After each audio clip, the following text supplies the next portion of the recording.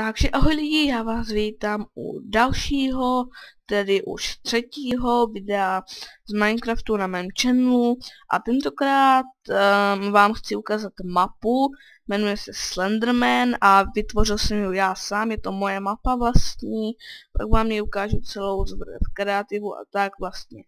No, z začátku tady mám takovéhle věci, sekera je úplně luxusní. Podmínky, že musíte hrát na normál. A tady máme najít 6 papírků, to je všecko. Ovšem, není to jednoduché.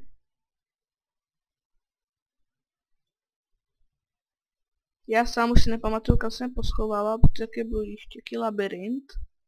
Já nevím, počkej, kudma jdu. Jsem pitomej nebo co?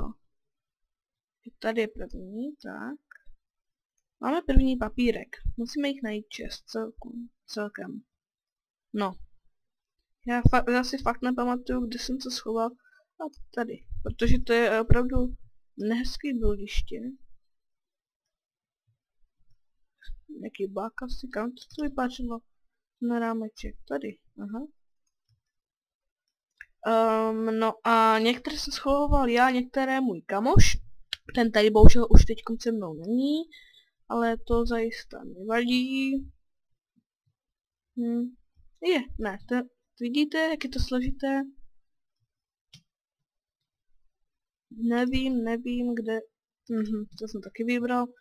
Nevím, opravdu nevím, kde bych jaký našel. Tady ještě celou, že mám najít 6 papírku a neumřít. Co on tě vidí? Fuck, Enderman. Proto mám tu sekeru právě. Kvůli takovýmhle, ano, tady je další, super. Kvůli takovýmhle pastičkám. Můžete narazit na past? Fakt, doma se to propadlo. On tě vidí, jak mě ví? Fakt, já se docela bojím, ne. Tak, tady vidím další papírek, a to už je 5. A to je svěnský slovaný, schoval 100% ten kamoš. Jo. Fuck! Fuj, teď jsem se docela lekl. Musím najít třeba poslední papírek a mám ho! No a to je vlastně celá. Záleží na vás, kolik papírků si tam dáte a kolik chcete hledat, jak to budete mít těžké a tak. Nevím, jestli dám mapu ke stažení, ale ještě se to uvidí, no. Takže to je všecko. Já si hodím Game Mode 1 a ukážu vám celou tu mapu, jak to je, udělaný, command bloky a tak, všecko.